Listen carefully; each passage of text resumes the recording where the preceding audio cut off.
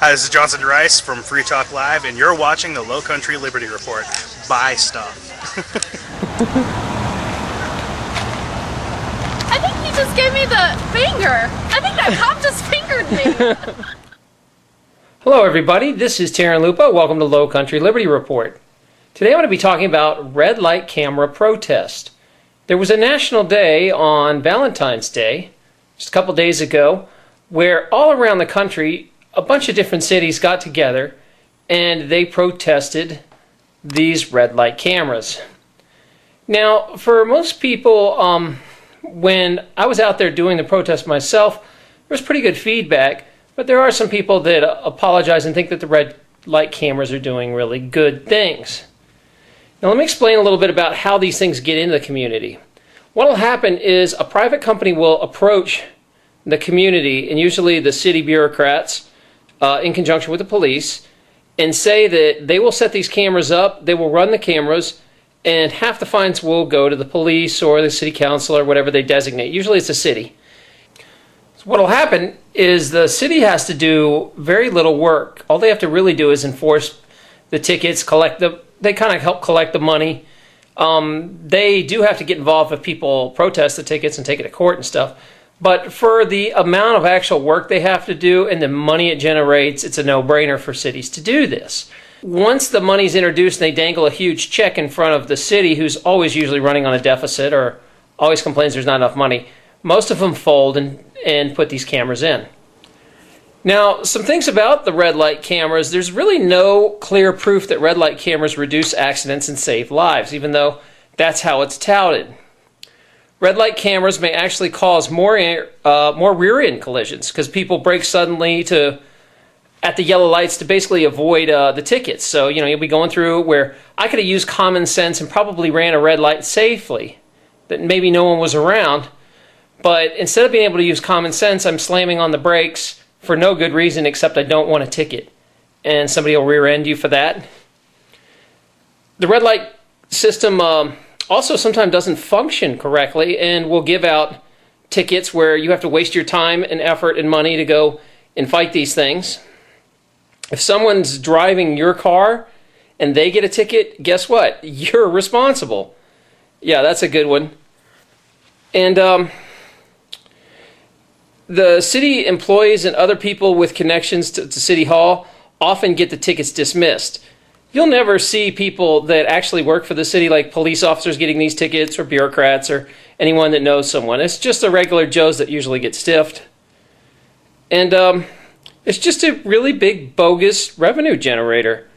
It ultimately comes out of your paycheck. You're paying for them to take more money from you. I think he just gave me the finger. I think that cop just fingered me. That's awesome. He gave you the finger. That's excellent. I guess cops don't like liberty. I don't know. What's wrong with that?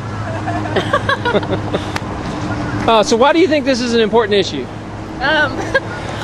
I believe that it hurts a lot more than it helps as far as the safety and security of people and also the trust in our local government.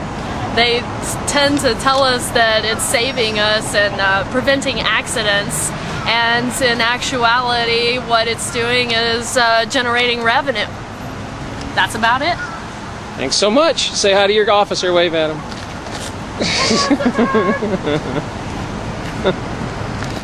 There was an activist named Tracy Ward who set this motion of a national day of doing this. And she is a LOLA girl. You'll see an interview with her sometime soon coming up in the calendar interview edition. And a lot of cities jumped on. Now we've seen this footage, you got to understand that there has been a lot of cities around the country that have ran these things out of their town. Different ways to do it. Some have passed legislation just making them illegal. Others use the law to cripple the law, which is kind of ironic and funny. They made it so 90% of the money went to some charity, some children's charity or something. So it looked really good on paper for people to vote for. And what happened was the private companies that are used to getting 50% of the money got 10% of the money, couldn't afford to run, and it just collapsed them, and those cameras were gone. So it's a genius strategy, really, because it just collapsed the system within a couple weeks. The other strategy that has worked temporarily, obviously, is civil disobedience. People actually, like this clip here of these Santa Clauses, these guys dressed up as Santas, went around and put boxes over the boxes and gift wrapped these cameras as a gift to the city. I wish they would come to Savannah, hint, hint. I would love that. But there's also civil disobedience, obviously. Now, I'm not for destruction of, property or whatever, but people putting boxes over cameras is not destruction, but it does save things. Here's also one other defense that I'm using. This problem is so annoying that someone actually developed a product. It is a spray, and what you do is you spray this on your license plate, and when it takes a picture and uses a flash, because most of them use a flash all day long, it will wash out the plate like this. Well, anyway, I hope that you'll get involved in the next one. There should be one coming up again very soon. This is Terran Lupo. As always, good hunting. This episode of LCL Report brought to you by StashYourSwag.com. This amazing ebook will give you over 100 ideas and secret hiding places all